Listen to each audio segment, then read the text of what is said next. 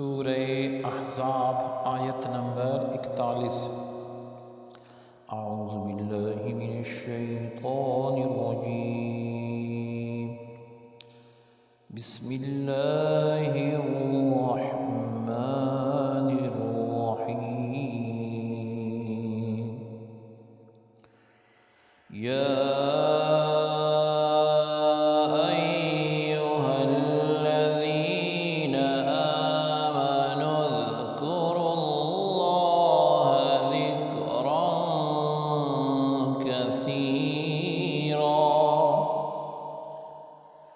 لفظی ترجمہ ہے یا ایوب اے، الذین جو لوگ، آمنو ایمان لائے، اذکروا یاد کرو، اللہ رب العزت کو، ذکراً یاد کرنا، کثیرا بہت۔ بامحاورہ ترجمہ ہے اے ایمان والو، تم اللہ تعالی عز و جل کا کثرت سے ذکر کیا کرو۔ آیت کی تفسیر میں فرمایا گیا کہ اس آیت میں ایمان والوں کو کثرت کے ساتھ اللہ تعالی عز و جل کا ذکر کرنے کی تعلیم دی گئی ہے۔ ذکر میں کلمہ طیبہ کا ورد کرنا، اللہ تعالی عز و جل کا یہ حمد اور بڑائی بیان کرنا وغیرہ داخل ہے۔ اور کثرت کے ساتھ ذکر کرنے سے ایک مراد یہ ہے کہ صبح ہو یا شام، سردی ہو یا گرمی، تمام اوقات میں اللہ تعالی عز و جل کا ذکر کرو۔ یوں ہی تم خشکی میں ہو یا سمندر میں، ہموار زمین پر ہو یا پہاڑوں پر، تمام جگہوں میں اللہ تعالی عز و جل کا ذکر کرو۔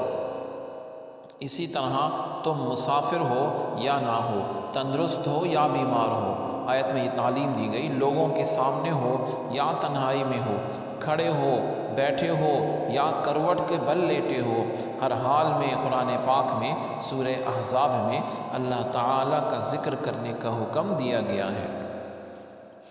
اور عبادت میں اخلاص کے ذریعے عبادت قبول ہونے کی اور عبادت کی توفیق ملنے کی دعا کر کے اللہ تعالیٰ کا ذکر کرو، گناہوں سے باز آ کر اور ان سے توبہ و استغفار کر کے اللہ تعالیٰ کا ذکر کرو، نعمت پر اللہ تعالیٰ کا شکر کر کے اور مصیبت پر صبر کر کے اللہ تعالیٰ عز و جل کا ذکر کرو۔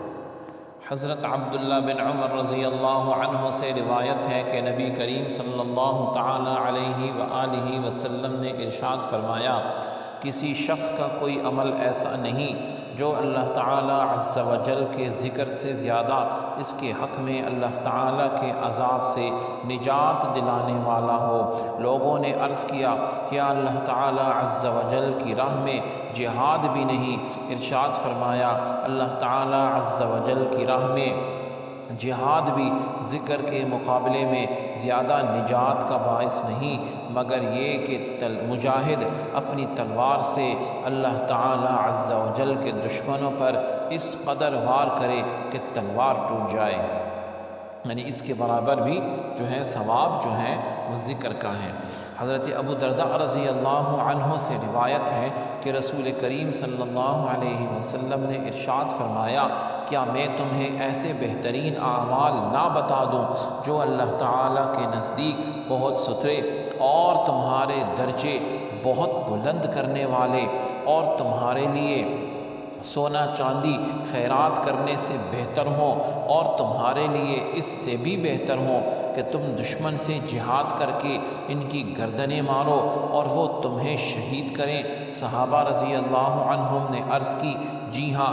ارشاد فرمایا، وہ عمل اللہ تعالی عز و جل کا ذکر کرنا ہے۔ حضرت معاذ رضی اللہ عنہ فرماتے ہیں کہ ایک آدمی نے رسول اللہ صلی اللہ علیہ وسلم سے دریافت کیا، مجاہدین میں سے کون اجر و ثواب میں سب سے بڑھ کر ہے؟ ارشاد فرمایا، ان میں سے جو سب سے زیادہ اللہ تعالیٰ کو یاد کرنے والا ہے۔ اس نے عرض کی، روزہ رکھنے والوں میں کس کا اجر سب سے زیادہ ہے؟ ارشاد فرمایا ان میں سے اللہ تعالی عز و جل کا ذکر کثرت کے ساتھ کرنے والوں کا، پھر وہ نماز پڑھنے والوں، زکوٰۃ دینے والوں، حج کرنے والوں اور صدقہ دینے والوں کے بارے میں پوچھتے رہے، اور نبی علیہ السلام یہی ارشاد فرماتے رہے کہ ان میں سے اللہ تعالی عز و جل کو زیادہ یاد کرنے والے کا اجر سب سے زیادہ ہے۔ تو حضرت ابو بکر صدیق رضی اللہ عنہ نے حضرت عمر رضی اللہ عنہ سے کہا، اے ابو حفص، اللہ تعالی عز و جل کو یاد کرنے والے سب بھلائی لے گئے۔ رسول اللہ صلی اللہ علیہ وسلم نے ارشاد فرمایا، ہاں وہ بھلائی لے گئے۔ اللہ تعالی میں ہمیں ہر وقت اور ہر حال میں اپنا ذکر کرنے کی توفیق عطا فرمائے۔ سبحانک اللہم و بحمدک، اشہد ان لا الہ الا انت، استغفرک و اتوب الیک۔ وصلی اللہ تعالی علی خیر خلقہ محمد وعلی آلہ واصحابہ اجمعین برحمتک یا ارحم الراحمین۔